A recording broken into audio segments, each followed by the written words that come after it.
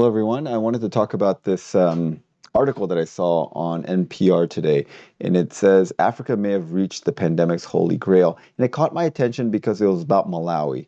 And Malawi is a country that has a special place for me because it was the first country in Africa that I visited several years ago when I went to help train some young surgeons in that country at a hospital there, and the people were very friendly and welcoming, and they call themselves the warm heart of Africa, and I found that to be true. And it was just a great experience, and I really liked the people and the country of Malawi.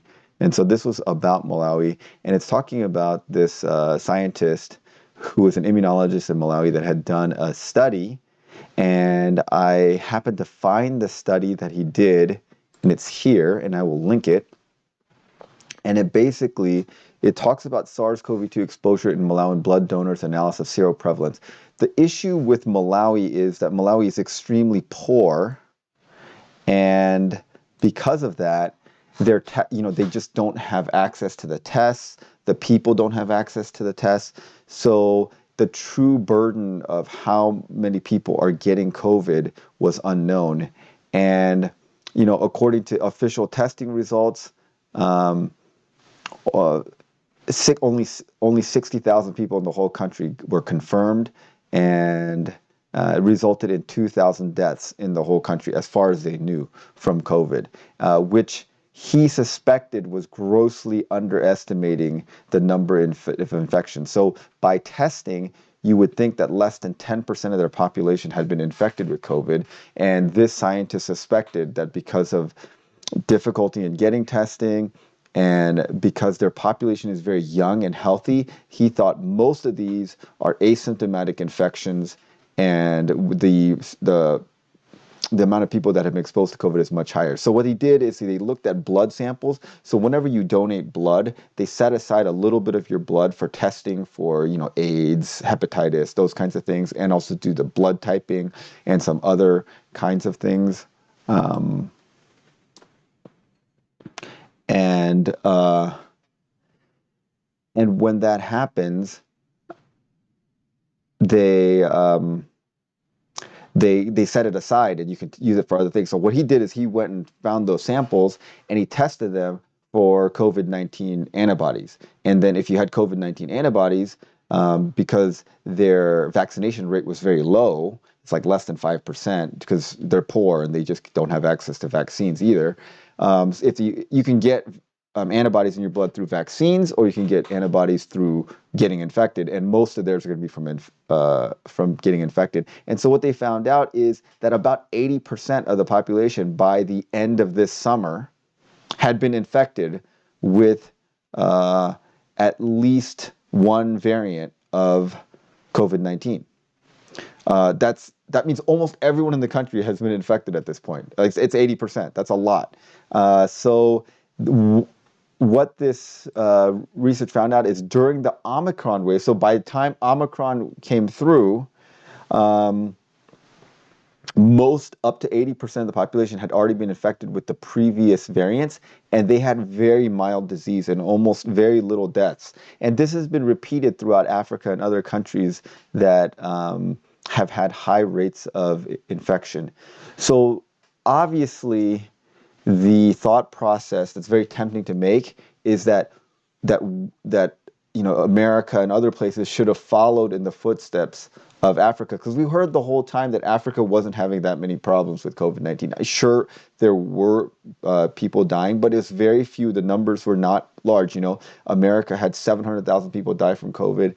Malawi had 2,000, as far as we know. Now, of course, in a health system like Malawi's that's very poor, under-resourced, there is going to be some underrepresentation, but whatever the case is, unless the underrepresentation or the underreporting is by factors of 10 or 100, which is highly unlikely, they just didn't have that many deaths for COVID-19, and they didn't have that much vaccination either. So then the question is vaccination helpful? And did we need to vaccinate? And I think that that's very tempting to say, oh, we should not have vaccinated. We should let the thing run its course, and followed what places like Malawi did. Here's the problem with that line of thought. Number one, this paper does not necessarily mean that 80% of the population was infected. They mean 80% of the people who donated blood were infected. And the people who donated blood are not representative of the whole population. They're usually the younger, healthier people. And so they may have been the ones that are around and exposed more often. And so that it's not necessarily a representative sample, but it's a large sample. So basically, it probably is a pretty good indication. I would say that I mostly believe that 80% was infected. Okay, so if you look at this, Malawi is extremely poor. Their per capita GDP is about $600 per person. If you compare that to other countries like Monaco and Liechtenstein, it's like almost $200,000 per person per capita GDP. And then if you look down for United States, it's $63,000 per capita GDP. In rough, per capita GDP kind of skews above the median household income. The median household income in the United States is probably not 60,000 because there's people like Elon Musk that like skew it really high. But it generally is relatively close to household income. So you can imagine Malawi has a household income of $600 a year, how poor they are. They just don't have very many resources. However, Malawi is a very young country. Their median age is 18. Their median age is 18. That's like very young. So we know that young people do very well with COVID. And so their entire country is very young. It skews very young. And also, we know that chronic diseases make you have worse outcomes with COVID-19. In the previous videos, we had one of those things where if you didn't have any of these 8 factors and you were under 65, you were very unlikely to have any problems with COVID-19. And basically in Malawi, chronic disease is very low. Because, number one, they don't look for it. Number two, people with chronic disease are not managed because their healthcare system is under-resourced and they're a very poor country, and they tend to die before they have chronic diseases. And their obesity rates are very low. And remember, obesity is one of the big things. So if you look at the most obese countries, there are some Polynesian countries that are over 50% of obesity. United States is pushing 40% of obese adults. And let's look down where Malawi is. To get to Malawi, you have to get way down into the 5s.